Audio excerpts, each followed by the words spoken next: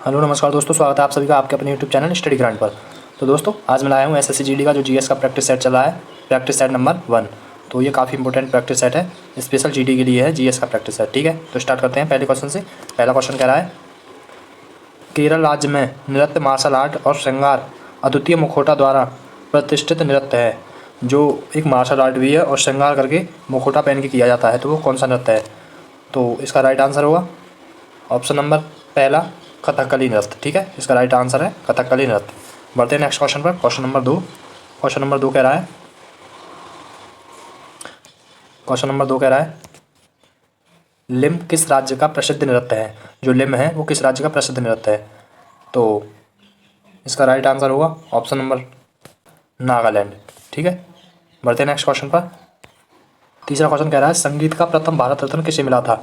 तो इसका right answer होगा पहला, एम.एस. सुब्बुलक्ष्मी को। जो एम.एस. सुब्बुलक्ष्मी है उनको जो भारत रत्न मिला था 1998 में मिला था। ठीक है, और जो पंडित रविशंकर हैं इनको मिला था 1999 में। ठीक है, 1999 में। उसके बाद जो बिस्मिल्लाह खान है इनको भारत रत्न मिला था 2001 में, और ये लता मंगेशकर हैं इनको भी 2001 में भारत रत्न मिला था। ठीक है, लेकिन जो एम.एस. सुब्बुलक्ष्मी है इनको रैमन मैग्सेसे मिला था 1974 में। ठीक है, और जो वो है हमारा पद्म विभूषण इनको मिला था 1975 में। ठीक है, बढ़ते हैं नेक्स्ट क्वेश्चन पर। नेक्स्ट क्वेश्चन है क्वेश्चन नंबर 4।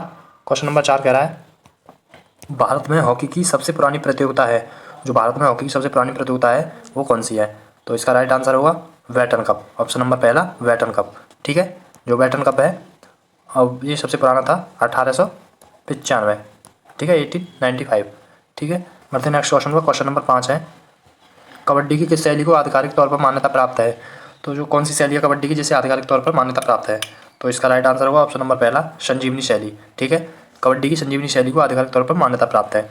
लेकिन कबड्डी की शैली कितनी होती है? कबड्डी की 4 शैलियाँ होती हैं। ठीक है, 4 शैली। पहली होती है संजीवनी शैली, दूसरी अमर शैली, तीसरी ओट्टू और चौथी गामिनी शैली। ये 4 शैली होती हैं कबड्डी की। ठीक है, जो कबड्डी होता है, कबड्डी का मैदान होता है, उसकी लंबाई कितनी होती है टोटल? ठीक है, कबड्डी की लंबाई चौड़ाई होती है 13 गुणा 10। ठीक है, ये पुरुषों के लिए है। ठीक है, और महिलाओं के लिए होता है 12 गुणा 8। ठीक है, जो ये पॉइंट होता है, जैसे कि ये लाइन है यहाँ पे, ये इसे बोनस लाइन बोलेंगे, ये बोनस लाइन है और ये बॉक लाइन है। ठीक है, और ये एंड लाइन है। बढ़ते हैं नेक्स्ट क्वेश्चन पर। Question number 6। क्वेश्चन नंबर 6 कह रहा है, किस खिलाड़ी की आत्मकथा प्लेइंग इट माई वे है? किस खिलाड़ी की आत्मकथा प्लेइंग इट माई वे है? तो ये है, इसका राइट आंसर है ऑप्शन नंबर दूसरा, सचिन तेंदुलकर की। ठीक है, सचिन तेंदुलकर। सुरेश रैना की आत्मकथा का नाम क्या है? सुरेश रैना की आत्मकथा है बिलीव। ठीक है, बिलीव। बढ़ते हैं नेक्स्ट क्वेश्चन पर। Question number 7। क्वेश्चन नंबर 7 कह रहा है, केरल में मकर संक्रांति को क्या कहा जाता है? केरल राज्य है उसमें मकर संक्रांति को क्या कहा जाता है? तो केरल मकर संक्रांति को कहा जाता है मकर बिलक्कू। ठीक है, मकर बिलक्कू। और ये उत्तरायण है, उत्तरायण किस राज्य में कहा जाता है? उत्तरायण कहा जाता है गुजरात राज्य में। ठीक है, और ये लोहड़ी पंजाब में मनाया जाता है। ठीक है, बढ़ते नेक्स्ट क्वेश्चन पर। Question number 8। क्वेश्चन नंबर 8 कह रहा है, संविधान की प्रस्तावना में नहीं है वह शब्द चुनिए। जो संविधान की प्रस्तावना में नहीं है, तो संविधान की प्रस्तावना में नहीं है वो है साम्यवादी। ठीक है, साम्यवादी शब्द प्रस्तावना में नहीं है। Next question, question number 9। Question number 9 कह रहा है, हरियाणा का स्थापना दिवस वर्ष कब मनाया जाता है? जो हरियाणा का है वो कब मनाया जाता है? तो इसका राइट आंसर होगा ऑप्शन नंबर चौथा, 1 नवंबर 1966 को स्थापना वर्ष मनाया जाता है हरियाणा का। ठीक है, और ये 9 नवंबर 2000 को मनाया जाता है उत्तराखंड का स्थापना वर्ष है 9 नवंबर 2000। ठीक है, 2 जून 2014 तेलंगाना का मनाया जाता है। ठीक है, बढ़ते हैं नेक्स्ट क्वेश्चन पर। Question number 10। क्वेश्चन नंबर 10 कह रहा है, भारत की नागरिकता प्राप्ति की शर्त नहीं है। जो भारत की नागरिकता प्राप्त करने के लिए कौन सी शर्त नहीं मानी जाती? तो इसका राइट आंसर होगा ऑप्शन नंबर पहला, संपत्ति रखने की। ऐसा कुछ नहीं है, संपत्ति से कोई मतलब नहीं है नागरिकता के लिए। नेक्स्ट क्वेश्चन है क्वेश्चन नंबर 11। क्वेश्चन नंबर 11 कह रहा है, भारत पर सफल अरब आक्रमणकारी कौन था? भारत पर सफल अरब आक्रमणकारी कौन था?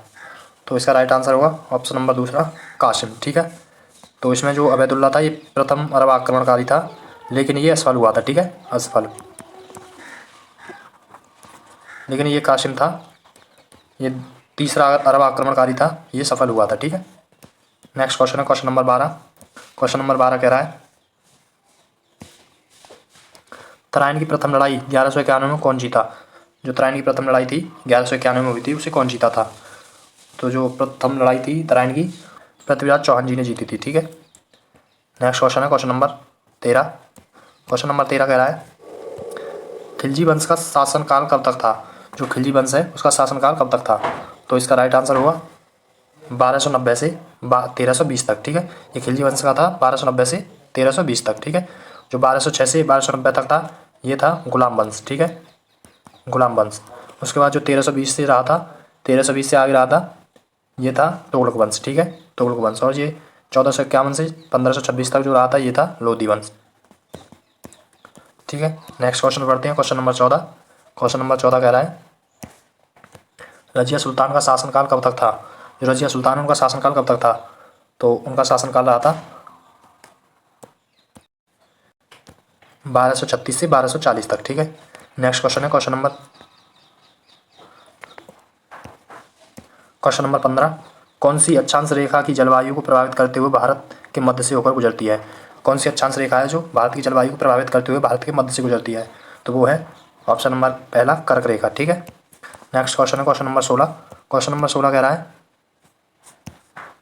पृथ्वी की गोलाकार आकृति के कारण 180 देशांतर रेखा को क्या नाम दिया गया है। कि ये पृथ्वी है, जैसे कि हमने पृथ्वी मान ली। ठीक है, अब यहाँ पे जो भी है इसमें ये जो टाइमलाइन इसे ये दी है रेखा, इसे 180 देशांतर रेखा कहते हैं। ठीक है, ये इसे कहते हैं तिथि रेखा, अंतर्राष्ट्रीय तिथि रेखा। ठीक है, और ये बीच वाली है जो इसे 0 डिग्री अक्षांश कहते हैं। ठीक है, और यहाँ पे कर्क रेखा है और ये यहाँ पे मकर रेखा। ठीक है, नेक्स्ट क्वेश्चन है क्वेश्चन नंबर 17। क्वेश्चन नंबर 17 कह रहा है जो भारत का प्रथम बायोस्फीयर रिजर्व है वो है ऑप्शन नंबर पहला नीलगिरी। ठीक है, नीलगिरी भारत का प्रथम बायोस्फीयर रिजर्व है, लेकिन जो सबसे बड़ा बायोस्फीयर रिजर्व है वो है कच्छ का रण। ठीक है, ये बड़ा है। और जो सबसे छोटा बायोस्फीयर रिजर्व है वो डिब्रूगढ़ है। ठीक है, भारत में कुल बायोस्फीयर रिजर्व कितने हैं 18। ठीक है, बढ़ते हैं नेक्स्ट क्वेश्चन पर। क्वेश्चन नंबर 18 साइलेंट वैली किस राज्य में स्थित है। जो साइलेंट वैली है किस राज्य में स्थित है। तो इसका राइट आंसर होगा केरल में। ठीक है, बढ़ते हैं नेक्स्ट क्वेश्चन पर। Question number 19। क्वेश्चन नंबर 19 कह रहा है कृषि पशुपालन मत्स्य किस क्षेत्र के अंतर्गत आते हैं। जो कृषि है पशुपालन और मत्स्य है वो आते हैं प्राथमिक क्षेत्र के अंतर्गत। ठीक है, और जो ये द्वितीय क्षेत्र है, द्वितीय क्षेत्र इसमें आएगा विनिर्माण। ठीक है, विनिर्माण में होता है कच्चा माल आता है फिर उससे वस्तु बनाई जाती है, जैसे जूते बनाना। ठीक है, जैसे चूड़ी बनाना, कांच लाने के बाद उससे चूड़ी बनती है, चमड़ा लाने के बाद जूते बनते हैं, ऐसे ही। ठीक है, जो तृतीय क्षेत्र होता है इसमें क्या होता है नौकरी होती है, जैसे कि बैंकिंग। ठीक है, ये सेवा क्षेत्र भी कहते हैं इसे। ठीक है, बैंकिंग, शिक्षा और जो भी है होटल वगैरह। ठीक है, नेक्स्ट क्वेश्चन है क्वेश्चन नंबर 20।